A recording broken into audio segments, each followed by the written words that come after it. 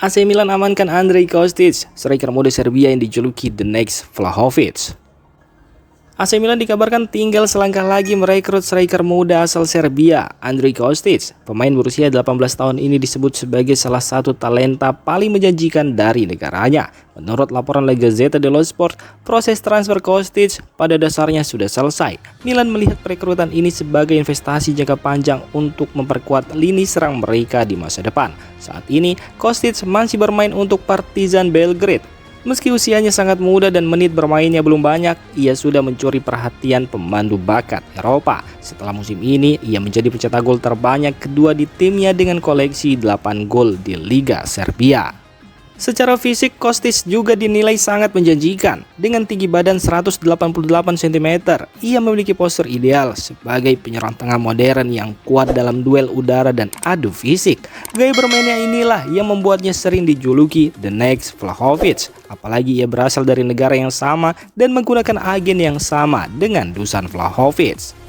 Transfer Kostic diperkirakan bernilai sekitar 5 juta euro. Nantinya ia tidak langsung masuk tim utama, melainkan akan lebih dulu bermain bersama Milan Futuro yang berlaga di Serie D. Di sana, Kostic diharapkan mendapatkan jam terbang reguler untuk mengembangkan kemampuannya sebelum naik level yang lebih tinggi. Peran Allegri yang mulai mencairkan hubungan manajemen Milan dengan Mike Maignan. Masa depan Mike Maignan di AC Milan yang sebelumnya terlihat tidak pasti kini mulai menunjukkan titik terang. Perubahan suasana ini tidak lepas dari peran pelatih Massimiliano Allegri yang diam-diam ikut menenangkan situasi antara sang kiper dan manajemen klub. Laporan La Gazzetta dello Sport menyebutkan bahwa Mike Maignan sebenarnya sudah siap meninggalkan Milan pada bursa transfer musim panas lalu. Bahkan, ia disebut hampir bergabung dengan Chelsea dan sudah menyetujui kepindahan tersebut secara pribadi. Namun transfer itu gagal terwujud karena Milan dan Chelsea tidak mencapai kesepakatan soal nilai transfer. Setelah kepindahan itu batal, Allegri turun tangan langsung. Ia menjalin komunikasi personal dengan Mike Maignan untuk menjaga situasi tetap kondusif. Hasilnya tercapai kesepemahaman tidak tertulis. Mike Maignan tetap bersikap profesional, menjalankan perannya sebagai kapten, dan fokus membawa Milan mencapai target bersama. Selain Allegri, peran pelatih kiper Claudio Filippi juga sangat penting. Mike Maignan merasa nyaman dengan metode latihan dan pendekatan Filippi yang dinilai tenang dan berpengalaman. Kehadiran Filippi membawa suasana lebih stabil di Milanello dan membuat Mike Maignan merasa kembali menikmati proses latihan. Saat ini proses negosiasi soal masa depan Mike Maignan memang masih berjalan dan belum sepenuhnya selesai.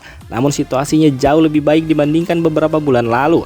Menariknya, Mike Maignan justru terlihat lebih optimis soal masa depannya di Milan. Sementara pihak manajemen yang diwakili Direktur Olahraga Iglitare masih memilih bersikap hati-hati.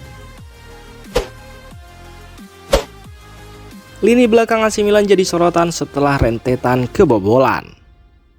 AC Milan kembali mendapat hasil mengecewakan di laga besar. Rossoneri harus tersingkir di semifinal Supercoppa Italiana setelah kalah 0-2 dari Napoli di Stadion Al-Awwal Park, Riyadh, Jumat lalu. Kekalahan ini kembali menegaskan masalah yang belum teratasi di lini pertahanan Milan.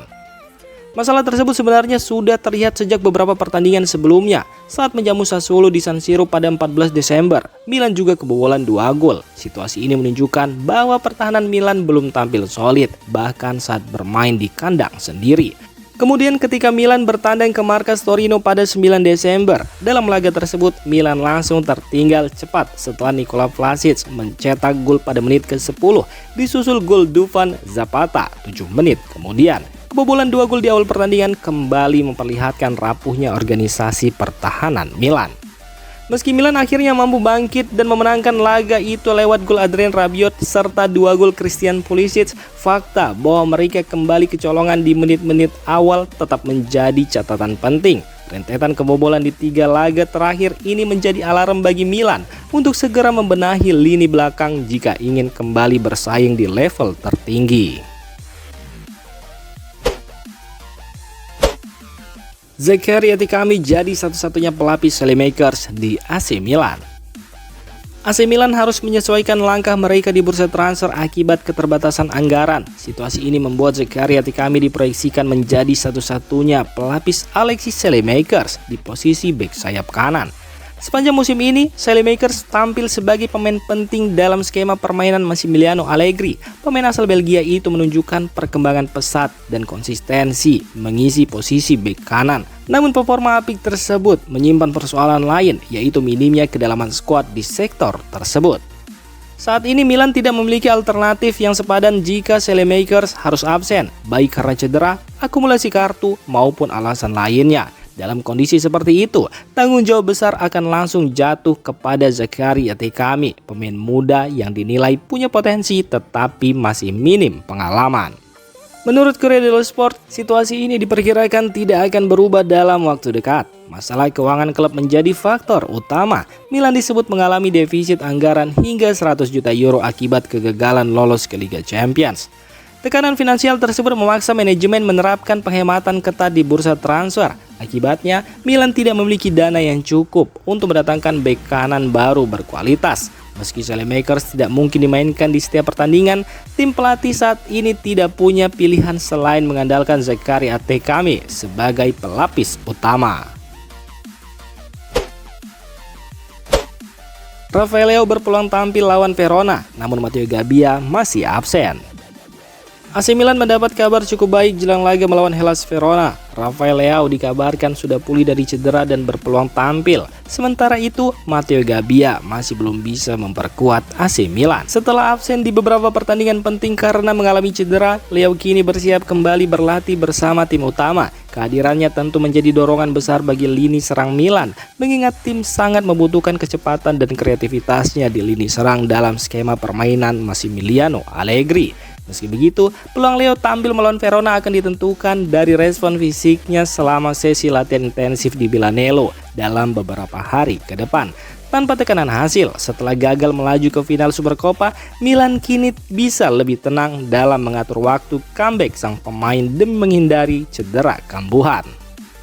Di sisi lain, kabar kurang baik datang dari Matteo Gabbia. Bek tengah tersebut masih harus menepi meski sempat diperkirakan bisa kembali akhir pekan ini. Menurut laporan Milanews, Gabbia terus menjalani proses pemulihan, tetapi kondisinya belum memungkinkan untuk masuk dalam daftar pemain saat Milan menghadapi Hellas Verona.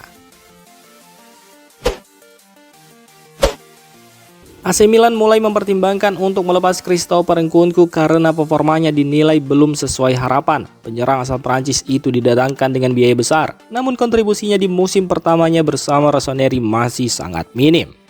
Nkunku direkrut dengan nilai sekitar 38 juta euro plus bonus 4 juta euro, menjadikannya salah satu pembelian termahal AC Milan dalam beberapa musim terakhir. Namun jumlah gol yang dihasilkan belum memenuhi kebutuhan tim akan sosok penyerang yang tajam. Laporan internal klub bahkan menyebutkan bahwa kondisi mental Nkunku juga menjadi perhatian. Pemain tersebut disebut tidak dalam kondisi yang nyaman dan situasi ini diyakini ikut mempengaruhi penampilannya. Situasi ini pun tampaknya disadari oleh manajemen AC Milan dan pelatih Massimiliano Allegri. Karena itu klub mulai membuka peluang untuk berpisah lebih cepat dan memasukkan Nkunku ke dalam daftar jual. Menurut laporan internal klub, AC Milan akan menggelar pertemuan antara agen Nkunku dan direktur olahraga Iglitaris sebelum akhir tahun. Pertemuan ini difokuskan untuk membahas kemungkinan penjualan dan mencari klub peminat bagi Nkunku.